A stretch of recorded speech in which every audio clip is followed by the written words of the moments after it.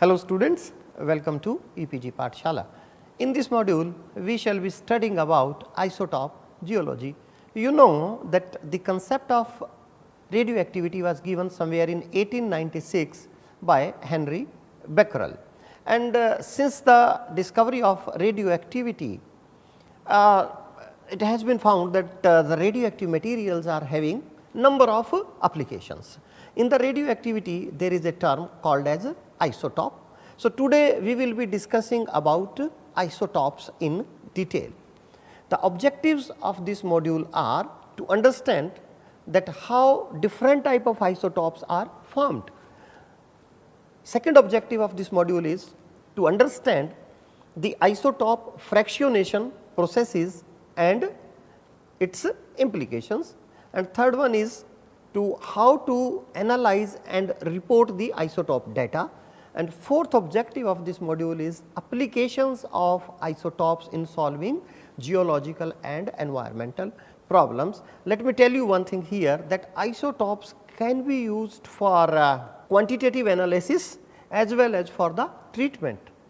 At both places these can be used. So, before we move further, let me try to know that what are isotopes.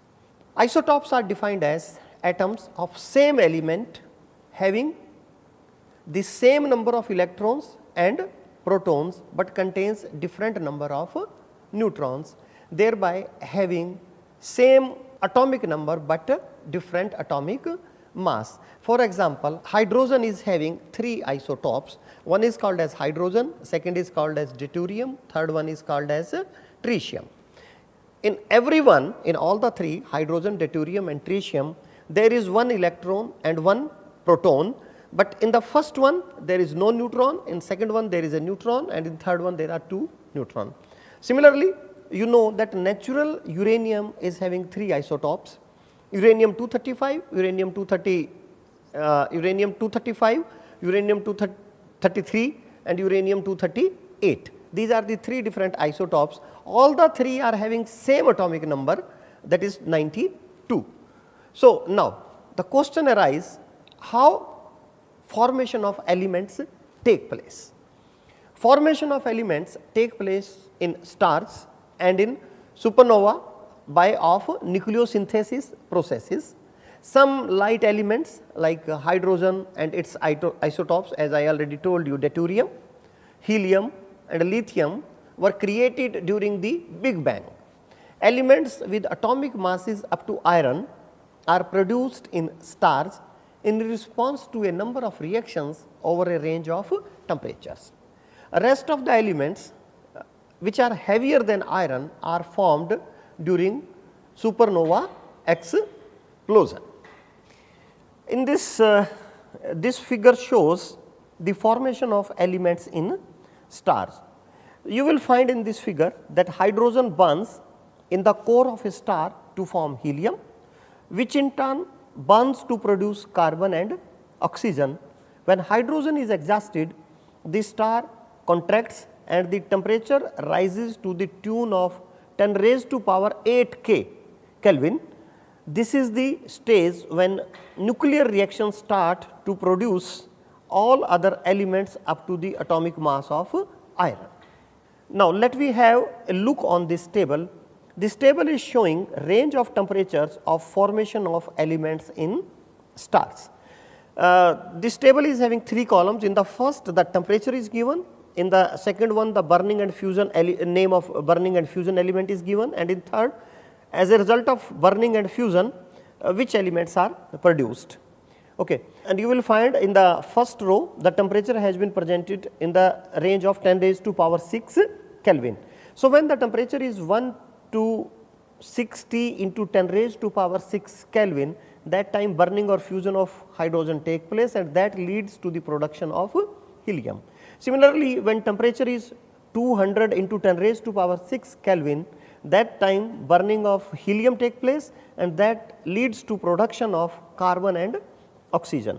When temperature is in the range of 800 into 10 raised to power 6 Kelvin, that time burning or fusion of carbon take place, and that leads to formation of oxygen, neon, sodium, magnesium. Similarly, at 1500 into 10 raised to power 6 Kelvin, burning or fusion of oxygen take place that leads to production of different elements from magnesium to sulfur. And when temperature is in the range of 3000 into 10 raised to power 6 Kelvin, that time burning of magnesium to sulfur take place and other elements which are close to iron are produced. Now, there are several classes of isotopes. We will be discussing the different classes of isotopes.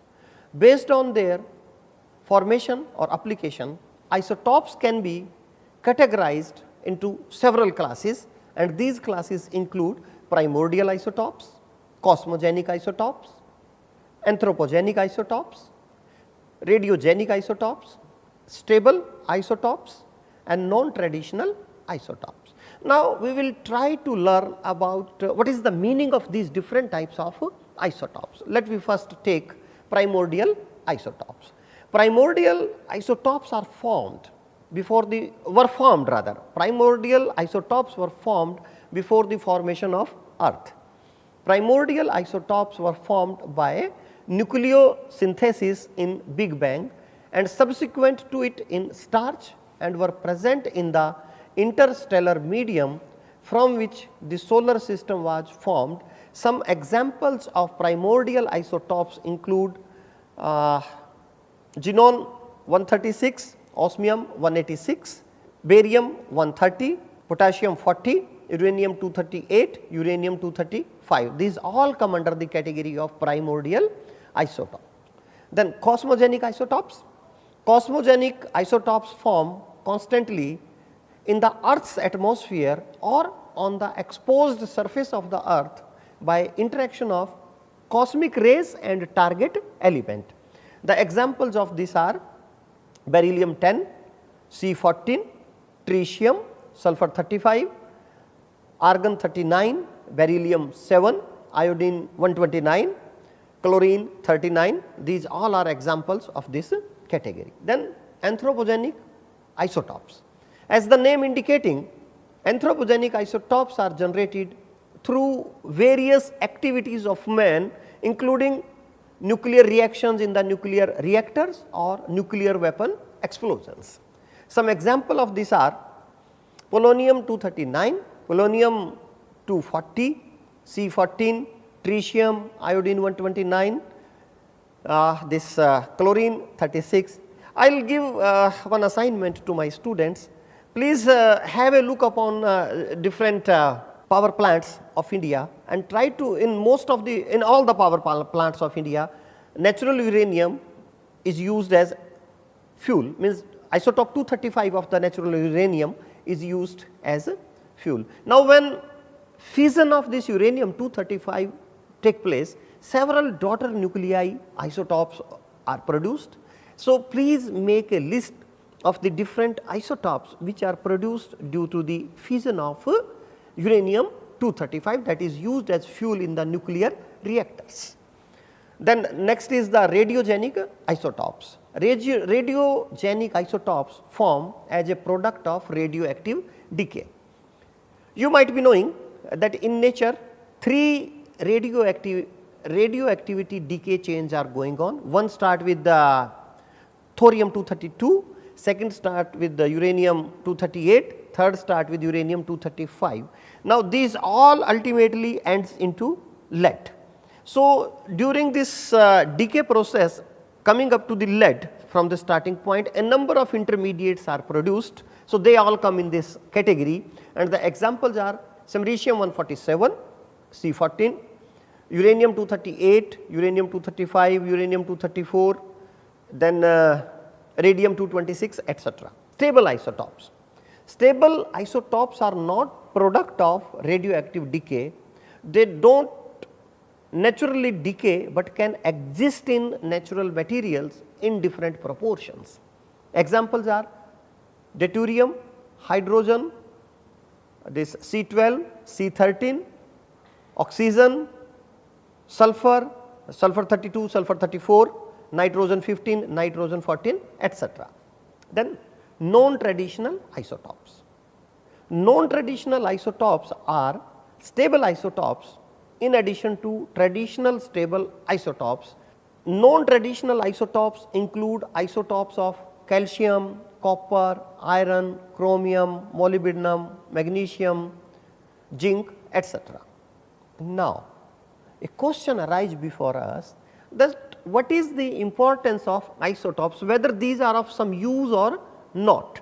Isotopes have emerged as an essential tool for understanding many earth processes, particularly in environmental science and geology. These are extensively being used in understanding physical, chemical and biological processes in contamination studies, atmospheric sciences, climate studies, exploration geochemistry, biogeochemistry, resource management, ecology, microbial activity, geochemical cycles, ocean studies, etc. So, we can say in nutshell that isotopes are having applications in almost every field. So, isotopes have also been used to obtain age and rate of processes. The non-traditional isotopes have been extensively employed to evolve sustainable strategies in pollution studies involving multiple sources, both anthropogenic and natural. Now, the question arises that how to do the measurement of isotopes. Based on different properties of isotopes, actual purpose of study, half-life of the radioactive isotope, abundance of isotope available in the material to be analyzed, and ratio of stable isotope to the element, different techniques are used to measure the isotopes. So, we can say which technique will be used, that will depend upon the concentration and properties, half-life, etc. of the radioisotopes. All measurement techniques of isotopes revolve around two fundamental different approaches. One of them is counting method and second one is the mass spectrometry. Now, what are these methods? Let first we discuss counting method. Counting methods are designed to detect alpha, beta and gamma radiations. You know that when decay of these radionuclides take place, that time energy is emitted either in the form of alpha, beta or gamma. These techniques in which we detect alpha, beta and gamma radiation, they are known as alpha spectrometry, beta spectrometry and gamma spectrometry. Means when we will be detecting the alpha, then it will be called as alpha spectrometry. When we will be, then mass spectrometry methods. Mass spectrometry method are designed to count the isotopes directly. Before counting the isotopes, the separation of isotopes is achieved by allowing the charged particles to pass through a magnetic field, whereby the isotopes are as per their mass to charge ratio are separated. Here the line diagram of a mass spectrometer is shown, that is used or that is showing the separation of masses M1, M2 and M3. Please have a look upon mass spectrometry. You will find the notes of mass spectroscopy in paper number 2 of this EPG Pathshala program on environmental sciences. So, please have a look over there. Yes, this figure shows separation of different masses of an element E through mass spectrometer. In the mass spectrometer, the different elements are separated on the basis of mass to charge ratio, and in this case we get this kind of spectra. Okay, now let me discuss common mass spectrometric techniques. Include thermal ionization mass spectrometry, inductively coupled plasma, source mass spectrometry, gas source mass spectrometry. This includes isotope ratio mass spectrometry, then accelerator mass spectrometry, secondary ion mass spectrometry. So, these are the different type of mass spectrometries. Now, how to report the isotopic data? This is very, very important for us. The absolute concentration of isotopes and also the difference between two isotopes of an element is generally too small to measure with adequate precision. So, it is convenient to use a ratio while reporting the isotopic data. By comparing the ratio of the sample to to that of a standard, the difference between the two can be determined much more precisely. Now, reporting isotopic data, stable isotopes conventionally, the stable isotope ratio of any element is reported in comparison to a standard.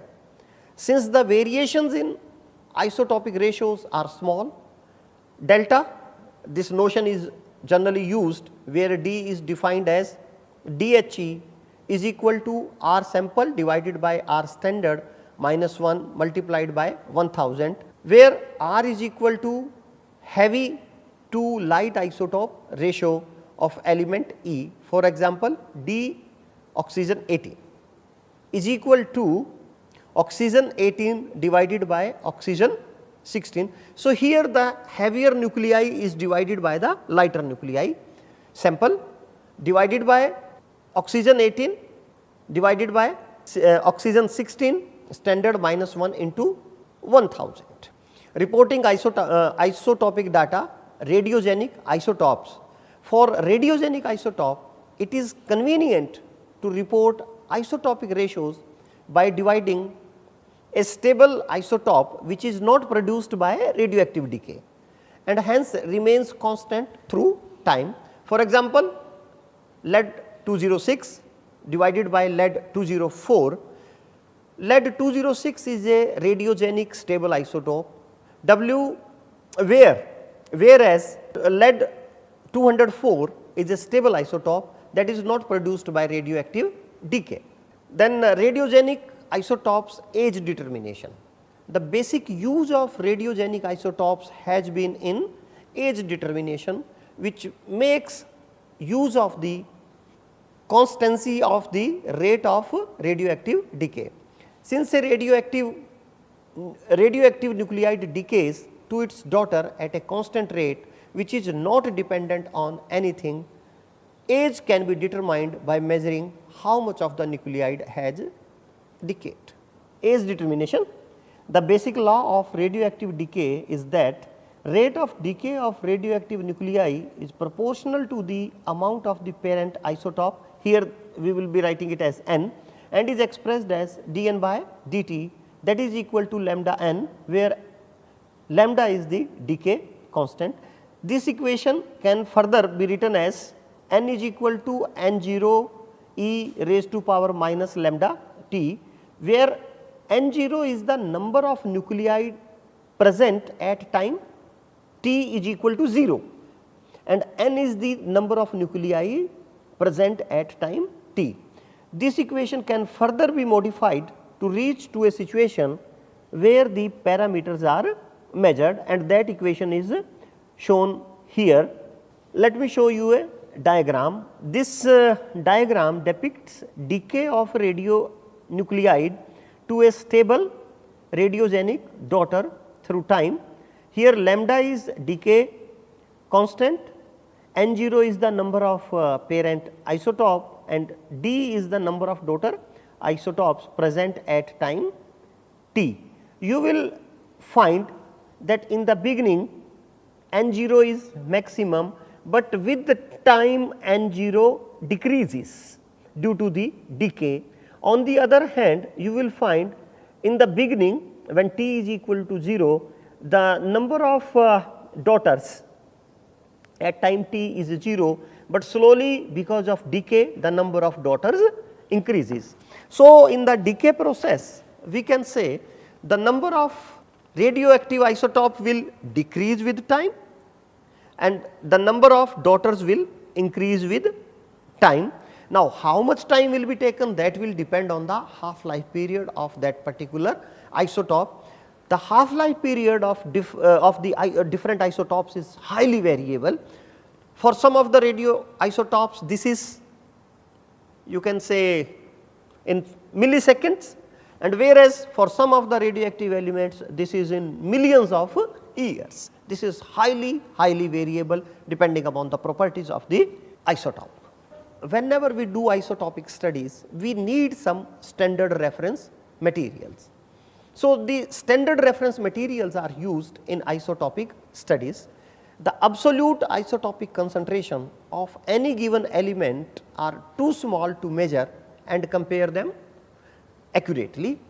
Conventionally, isotopic ratio of any given element are compared to standard values for that element. By comparing the ratio of a sample to that of a standard, the difference between these two can be determined much more precisely. Now, the question arises where from we can get these standard reference materials. There are several international agencies from where these standard reference materials can be obtained. So, here I am giving you the names of some of the labs from where these can be obtained. One of them is VSMOW, that is Vienna Standard Mean Ocean Water. This is mainly used as standard reference material for hydrogen and oxygen isotopes. PDB, that is PD belemnite, fossil of belemnite from the PD formation in Canada. These are used for carbon and oxygen isotope. CDT, canine diablotroilite meteorolite fragment containing FeS mineral troilite used for sulfur isotope. AIR, this is atmospheric air that is used for nitrogen isotope, means different materials are used as standard for different radio isotopes. Now, let me come to isotopic fractionation. Differences in mass arising out of different number of neutrons may affect the kinetics of physical biological and chemical reactions involving different isotopes. Mainly for lighter isotopes whose mass is less than 40, that leads to substantial differences in isotopic ratios of the element. Such partitioning or sorting of isotope is termed as isotopic fractionation. Molecules react with different rates depending on their different masses because of different isotopic composition. This enables all chemical, physical and biological processes fractionate isotopes. Mass differences give rise to isotopic fractionation during physical processes. Example of the physical processes are evaporation, condensation, freezing, diffusion, etc. This figure shows the fractionation of isotopes. Here we have shown the fractionation of oxygen isotopes in water and vapor phase. So, please have a look and try to understand that how the fractionation of isotopes take place in nature. Now, let me discuss some general facts about isotope fractionation. Molecules with lighter isotopes diffuse faster and evaporate faster, form weaker bonds, react faster and concentrate in products. Biological processes prefer lighter isotopes in the product. Higher oxidation state is preferred by heavier isotopes. Solid phases and compounds with the strongest bonds are preferred by heavier isotopes. Now, what is the mechanism of fractionation of isotopes? There are two mechanisms by which isotope fractionation take place. One of them is equilibrium isotope fractionation and second one is kinetic isotope fractionation. Let me try to understand both the fractionation mechanisms. In equilibrium isotope fractionation, driving force is the differences in the vibrational energy of the molecules containing different isotopes. In kinetic isotope fractionation, this type of fractionation is transit, occur in unidirectional way, that is open system non equilibrium and incomplete, and is very effective mechanism for isotope fractionation. This is mainly driven by differences of kinetics of molecules containing different masses. Here in this formula, alpha represents the fractionation factor, that is equal to R reactant divided by R product, and here we have shown one example that alpha oxygen 18 is equal to oxygen 18 divided by oxygen 16 in liquid phase, that is water, divided by oxygen 18 divided by oxygen 16 in the vapor phase, where R is the ratio of heavy to lighter isotope. So, by this equation or by this formula we can calculate the fractionation factor. Let me discuss the applications of isotopes in detail. Isotopes can reveal information about the age, genesis and processes involved in the origin and evolution. Stable isotopes are used in assessing relative contribution of various reservoirs, each with a distinctive isotopic signature. Radiogenic isotopes provide useful information regarding the age and origin of earth and earth materials. Radiogenic isotopes are useful to understand petrogenetic processes, as the heavy radiogenic isotope ratios are not usually fractionated by physical or chemical processes.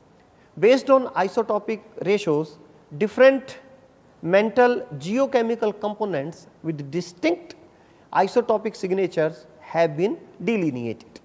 Isotopes are very important in understanding the processes like characterization of source, mixing processes, physical and chemical processes, and above all age determination. Now, let me discuss the application of isotopes in environmental science field. In environmental studies, most of the early development isotopic methods were focused on solving bedrock and core geological problems, mainly concerned with providing absolute age and understanding the earth processes.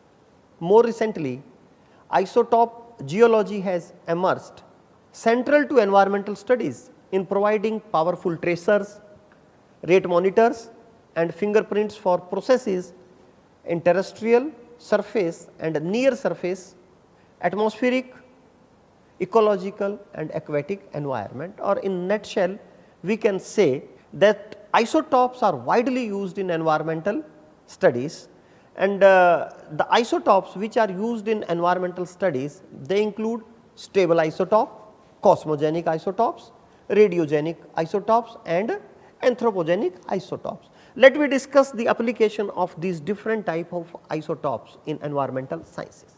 Let first we discuss stable isotope applications.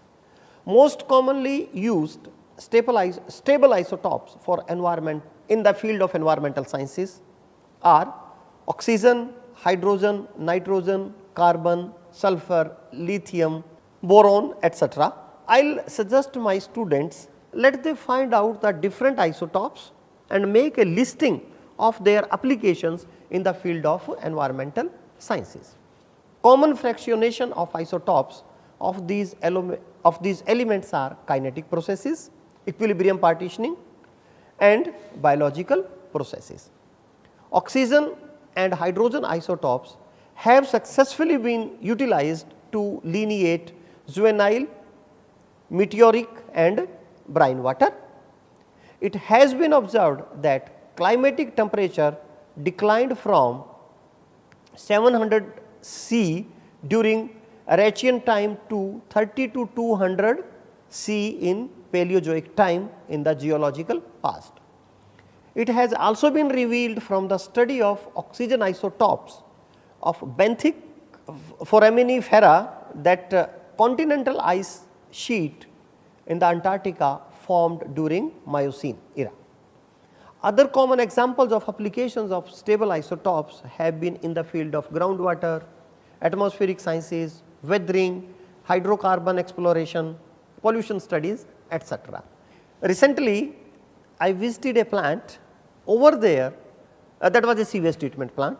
In the sewage treatment plant, ultimately the sludge is generated, and we all know that sludge is having very good manurial value and can be used as fertilizer in our agriculture field, but usually we do not use it because of presence of microbial or you can say pathogenic microorganisms in it. In that plant I have seen that the sludge was exposed to the radiations, and because of this radiation all the microbes were killed, and beautiful manure of excellent quality was prepared, making the use of radiations given by different isotopes. So, please try to know the applications of isotopes or radiations in different fields like agriculture, health, storing, then you can say this treatment of medical equipments, etc.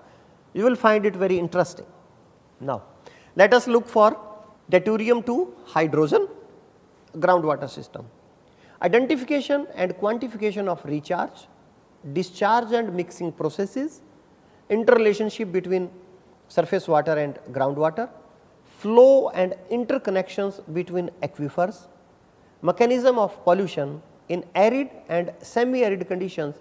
Isotope methods for groundwater studies are very effective. So, this deuterium to hydrogen ratio can be used for these groundwater studies. Similarly, oxygen 18 to oxygen 16 can be used in climatic studies, paleoclimate, study of oxygen isotopes from ice cores, shells of marine plants and animals. Speleothems reveals past climatic conditions including temperature, rainfall. Oxygen isotopes also used in groundwater studies. Then sulfur 34 and sulfur 32. Sulfur source and cycling in atmosphere and environment. Stable sulfur isotope have been used to track movement of sulfur in groundwater, surface water bodies and atmosphere. Sulfur isotopes have also been employed to identify the natural and anthropogenic sources of sulfur in the environment. Now, let me come to the application of nitrogen 15 and nitrogen 14. Agriculture and groundwater investigations to trace natural and anthropogenic sources of nitrate, nitrogen cycling, and to study marine ecosystem, we can use nitrogen 15 and nitrogen 14. Now, silicon 30 and silicon 28 applications. Effective fraction of silicon isotopes occurs during silica biomineralization, withering, and also during clay formation. So, finds application in biological cycling of silicon and assessment of withering intensity of terrestrial rock. Now, boron 11 and boron 10. Groundwater studies for constraining distinct solute sources, particularly natural versus anthropogenic, identifying contaminants such as fly ash leachate in groundwater, seawater intrusion. So, in this type of studies boron 11 and boron 10 studies can be used. Then applications of C13 and C12. Carbon isotope ratio is in benthic foraminifera has been used as proxy for nutrient cycling, increasingly being used in marine ecosystem to differentiate sources of carbon as C3 and C4 plants. Then lithium 6 and lithium 7 applications as an environmental tracer to study withering processes used in groundwater studies to study adsorption of lithium in aquifer. Then let me come to the cosmogenic isotopes.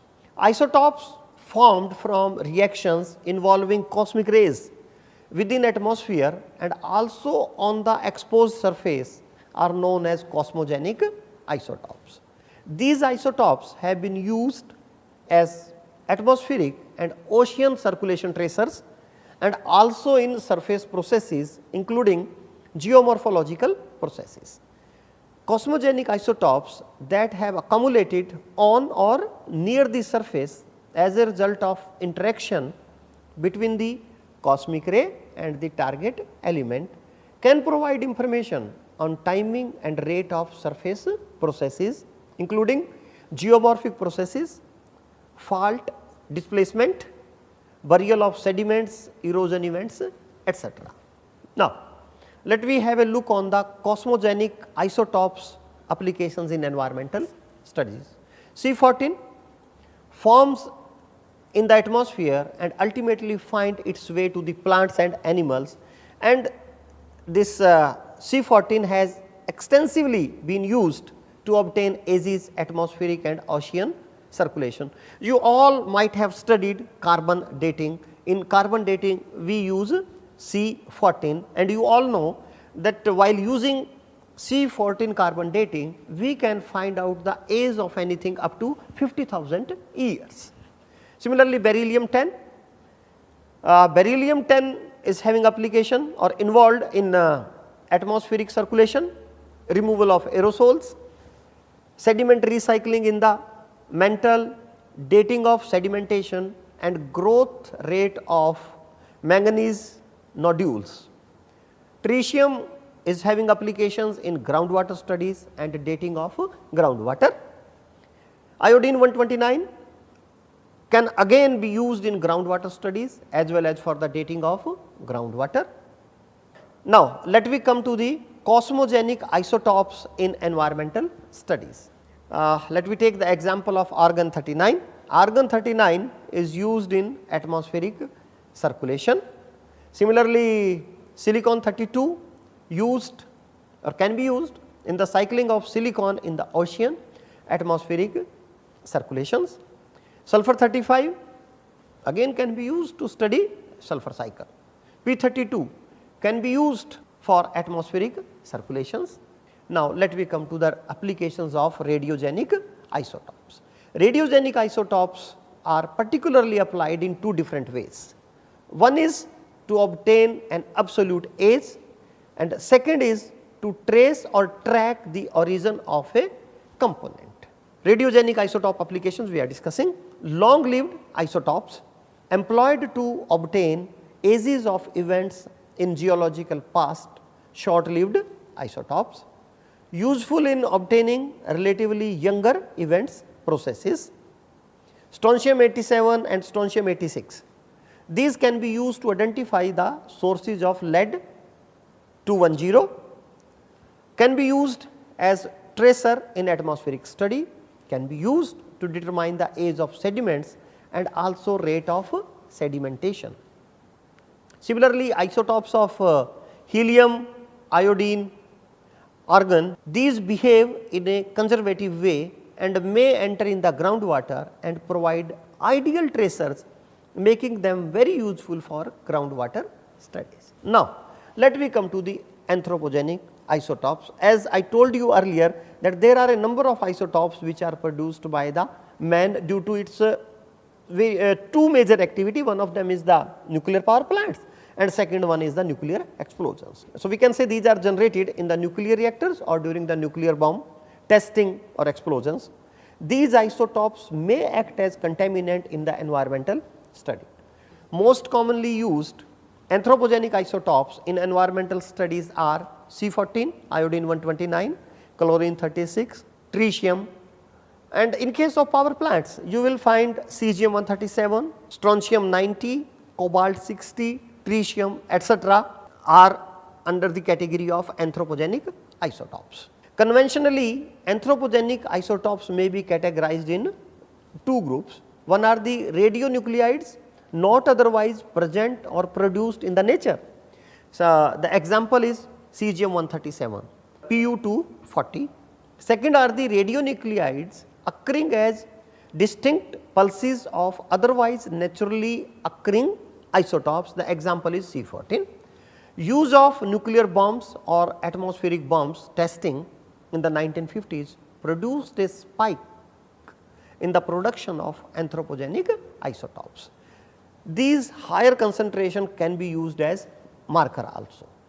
So, anthropogenic isotopes have been mostly used in environmental studies.